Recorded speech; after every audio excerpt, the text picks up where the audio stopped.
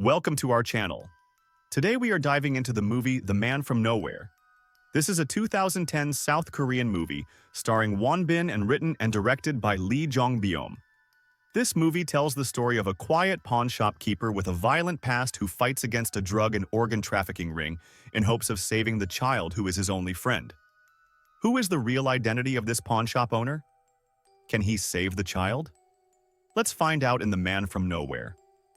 But before we embark on this magical journey, don't forget to hit that subscribe button to stay updated on all our latest content. The Man from Nowhere opens with a team of detectives preparing to catch a drug courier at a nightclub. However, their plan is thwarted when a dancer steals a bag of drugs, leaving them without evidence.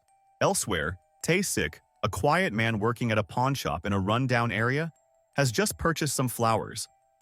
As he approaches his shop, he is met by a young girl named Somi. Tae-sik keeps to himself and doesn't interact much with his neighbors, but Somi is his only friend. Previously, Somi had stolen from Tae-sik, but she insists she no longer does such things. She comes to pawn her MP3 player at the shop. After receiving the money, Somi notices Tae-sik's sausages and tells him she likes them. Feeling bad for her, Tae-sik invites her to eat with him in his shop, which doubles as his home. While they are eating and talking, Somi's mother calls out for her, causing Somi to panic and hide under the table. Tae-sik lies to her mother, claiming Somi isn't with him. Suspicious, Somi's mother demands that he open the door fully. To avoid suspicion, Tae-sik distracts Somi's mother by knocking over Somi's rice bowl. After Somi catches it, Tae-sik opens the door, convincing her mother that Somi isn't there. It turns out that Somi's mother is Yo-joon, the same dancer who stole the drugs from the nightclub. Yo-joon later arrives at Tae-sik's pawn shop to pawn a camera in a bag containing the stolen drugs. After completing the paperwork, Tae-sik returns to find Somi holding one of the flowers he bought.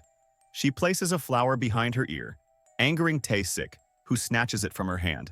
Elsewhere, a Chinese trafficker lord named Oh Yoon-ju is seen slapping his subordinate, Man-seok, for losing a significant amount of drugs. Man-seok assures Yoon-ju that he knows who took the drugs and vows to retrieve them. Yoon-ju gives him 3 days to recover the missing package. Meanwhile, at Somi's house, a man confronts Yo-joon, demanding the drugs she had stolen. When she remains silent, the man viciously beats her as Somi watches in terror. Frightened, Somi runs to Tae-sik's house and begs to stay the night. Tae-sik allows her in, but by the next morning, Somi is gone. Later in the day, Tae-sik leaves his shop, carrying flowers and listening to music on Somi's MP3 player. It's revealed that Tae-sik is visiting his wife's grave. Upon his return, Tae-sik sees Somi being questioned by 2 policemen on the street for allegedly stealing a bag. She points to Tae-sik and tells the officers he is her father.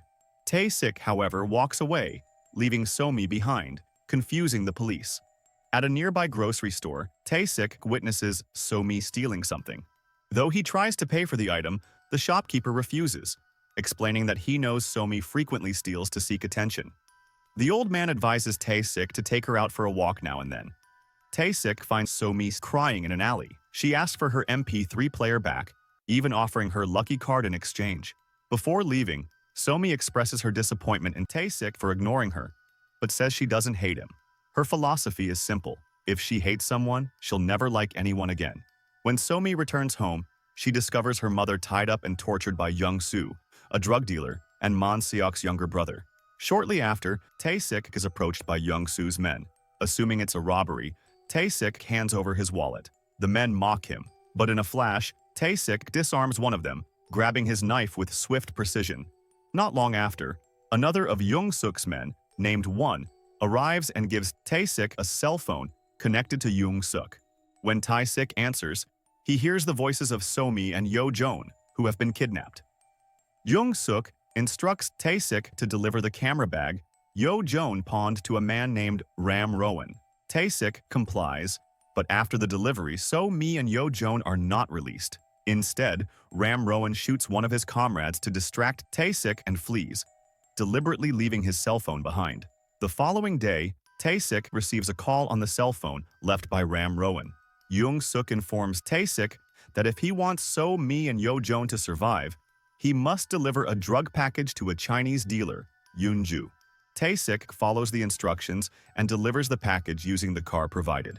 After completing the delivery, Tae-sik demands Yoon-ju release. So-mi and Yo-joon, but Yoon-ju is confused, unaware of their situation. Suddenly, Yoon-ju receives a call from Man-seok, who has betrayed him by tipping off the police. As police cars surround the building, Yoon-ju orders his men to kill Tae-sik, mistakenly believing he works for Man-seok. Tae-sik reacts quickly, jumping out of a window and landing on a net. Spotting Yoon-ju trying to escape, Tae-sik tears the net and gives chase in his car. Despite Tae-sik's efforts, Yoon-ju escapes as the police close in. Afterward, Tae-sik stops his car and notices the trunk lid is open. Inside, he finds Yo-joon's body, stitched up and missing organs. Horrified, Tae-sik assumes So-mi has also been killed. The police, believing Tae-sik to be the killer, arrest him. During interrogation, they proceed to investigate his pawnshop, where they discover the bodies of Yoong-suk's men.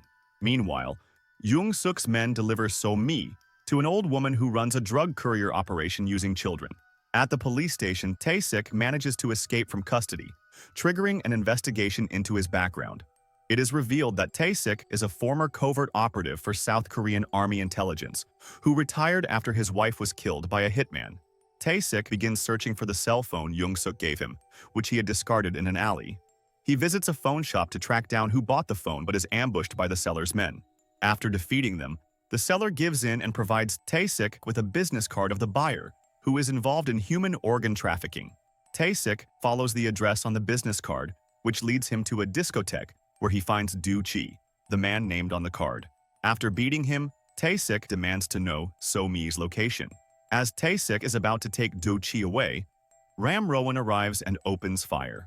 Tae-sik uses Do-chi as a human shield, causing Do-chi to die instantly. Tae-sik hides in a restroom stall, and though Ram Rowan fires through all the doors, Tae-sik manages to ambush him from behind and escapes. In the crowded discotheque, Tae-sik spots Ram Rowan standing with Man-seok, who throws a cell phone at Tae-sik once again. When the police arrive, Man-seok and Ram Rowan leave in the car. Tae-sik also chases after them to catch them. Tae-sik hijacks another car to avoid being arrested by the police. On the way to his friend's house, Tae-sik gets a call from Man-seok, who threatens to sell So-mi's organs. Tae-sik responds by warning Man-seok that he will deeply regret crossing him. Upon arriving at his friend's house, Tae-sik removes the bullet lodged in his stomach from the fight with Ram Rowan. Tae-sik recalls losing his pregnant wife.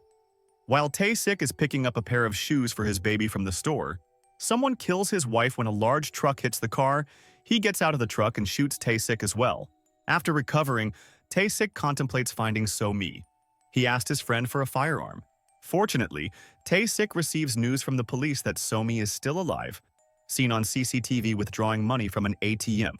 In exchange for this information, the police demand an explanation of Tae-sik's involvement with the drug syndicate. Tae-sik reveals the truth, including how Yo-joon's body ended up in his car. Tae-sik goes to the location where he first picked up the drug package. Meanwhile, So-mi is held captive in a room with Ram Rowan, who gives her a cake.